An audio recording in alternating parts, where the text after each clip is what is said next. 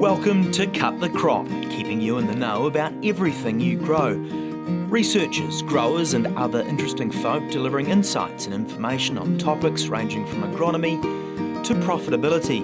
Brought to you by the Foundation for Arable Research. Hello and welcome. My name's Alison Stewart and I'm your host of this session of Cut the Crop.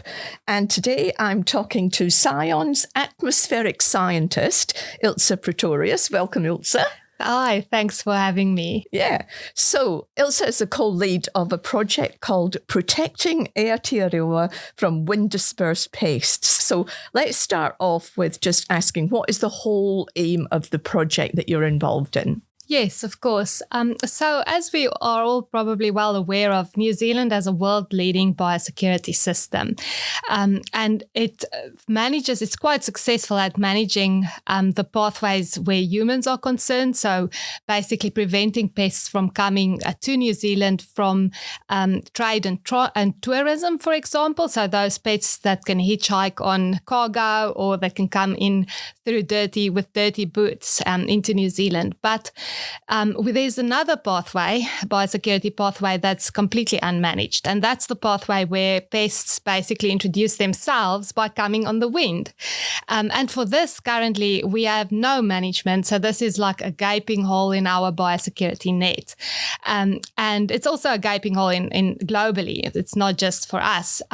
But this program is really focusing on closing that hole to develop a prediction system that could tell us when and where to look for these pests that are wind dispersed in order for us to find them soon before they establish population and when eradication is still possible. Yeah, and so for arable growers, this is really important because obviously fall armyworm, we know was blown across in some way, and cereal rusts and things like that, key pathogens that we have in our cereal crops, we know that they've come in as wind dispersed.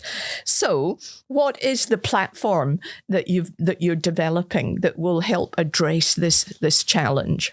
So through this program, which is a 5-year research program, so we're only in the initial stages now, just started year 2, we are going to develop what's called the Aerobiological Surveillance and Prediction System. I know it's a mouthful, but at least it's got a nice shortened version, ASAP for short. Yeah. And we're going to develop this system, which is a combination of novel atmospheric modeling and then groundbreaking biological work that will then be used to predict high likelihood times of arrivals. And this model, ASAP, will be taking in account all those conditions that have to be met in order for a pest to arrive through the aerial or the wind dispersed pathways. And I always say that for a pest to be able to arrive through this pathway is almost like it's a Swiss cheese situation. All the holes have to align. And so this model will stepwise integrate different steps or different conditions that makes it possible for a pest to come into New Zealand in this way. So, I mean, if we're just thinking New Zealand is stuck out in the middle of, nowhere, the biggest land mass is Australia and then, the South Pacific Islands. Are you restricted to modelling those close land masses, or have we got evidence that actually insects and diseases can come in from much, much further away? The most likely areas of our closest land masses. So those will be the areas of focus. But to be honest, we don't know very much. So another part of this research will also be trying to determine the area that we should be interested in. But from historic research, definitely we are the most exposed to Australia and then possibly also the islands. And we're also interested in looking how this could change with climate change, because weather systems could change and intensify, which could make it possible for tropical pests to come into New Zealand more often than perhaps they could before. And then with New Zealand's climate that's warming, it could make it also possible for some of the tropical pests that previously would have died out to now actually be able to establish here. So the picture is constantly changing, but I'd say definitely the closer the landmass, the higher the likelihood probably, but it's also a focus of study to figure this out. Yeah. So what are the particular case studies that you're going to be working on? Yeah, so in order to answer that, I'll maybe go into some of those Swiss cheese holes that I discussed previously, because we are sort of we have active research areas within each of those. So basically, all the conditions that have to be able to be met before a pest could reach our shores is that, first of all, there needs to be a pest present in a neighboring landmass. And then some pests, for some pests, certain conditions have to prevail to make them want to migrate or to make them available to move in the atmosphere.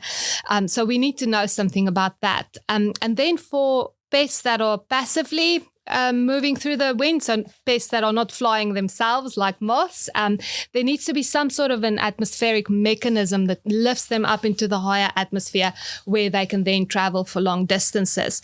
And then when they are in the higher atmosphere, whether it's insects that have flown there themselves or whether it's rust spores that have been picked up by some atmospheric lifting mechanism, there now needs to be a weather conditions present to be able to take them quite a long distance away and stay alive. And then that was the next step. Then they have to actually survive that atmospheric journey, where they'll be subjected to ultraviolet rays, they'll be subjected to possibly rainfall or extreme temperatures.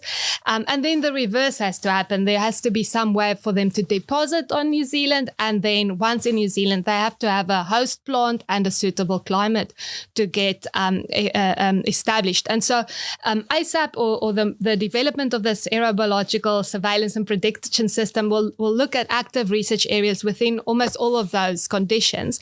But if you want, I could maybe highlight just some highlights because it's a lot to discuss. So I think some of the main highlights will be to develop, is for us to develop quite a novel atmospheric prediction model.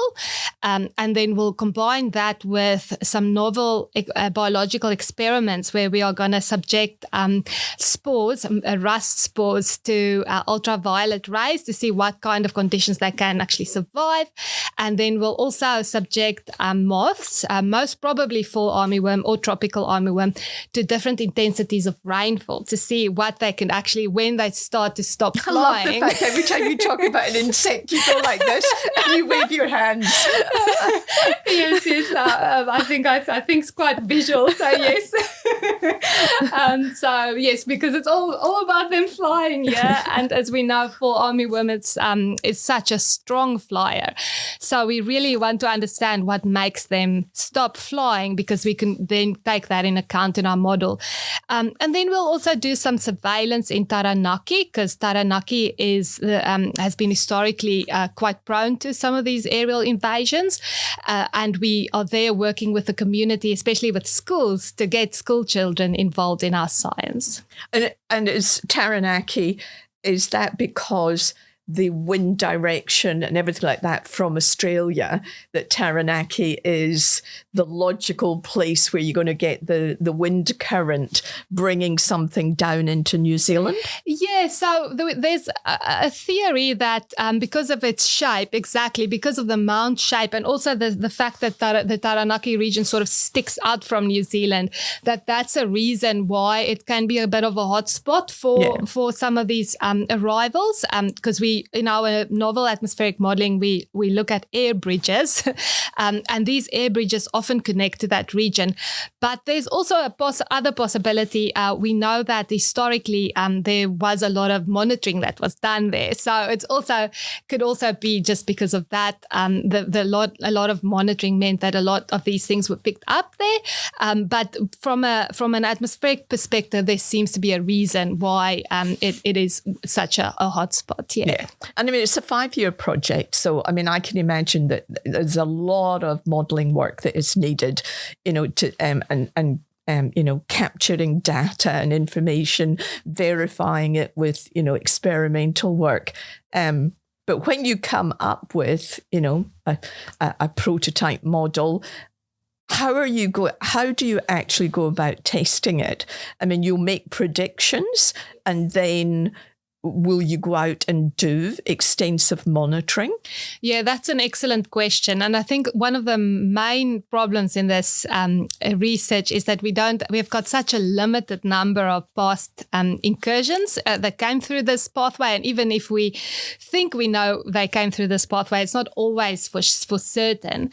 But what we are going to be using is, luckily, we've got those arrivals of those beautiful, colorful butterflies every year. And we are quite certain that they come from Australia in most cases. And so in order to sort of increase our sample size of cases that we can use for testing, we're also, additionally to some of the pests that we know have come through this pathway or are reasonably certain, like fall armyworm and myrtle rust, we're also going to look at arrivals of those butterflies as testing cases to sort of increase our number of samples that we are looking at.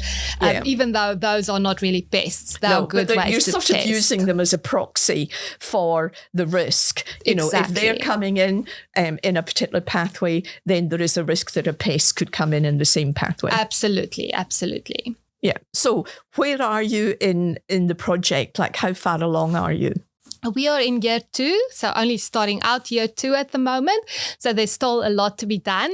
But this is a really exciting time because our work is now really ramping up.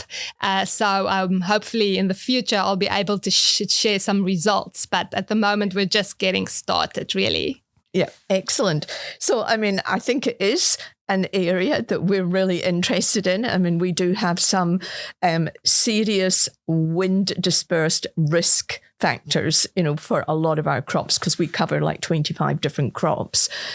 So anything that is going to help us minimize the risk of any of those pests or diseases coming in and establishing is definitely going to help the arable sector. So thank you very much, Ilze, and I wish you all the best in your project. And I'm absolutely sure we'll have you back maybe in another 18 months, 2 years, so that you can give us some nice examples of what you've been doing and what's worked and what hasn't worked. That'll be great. Thank you, Alison. Excellent.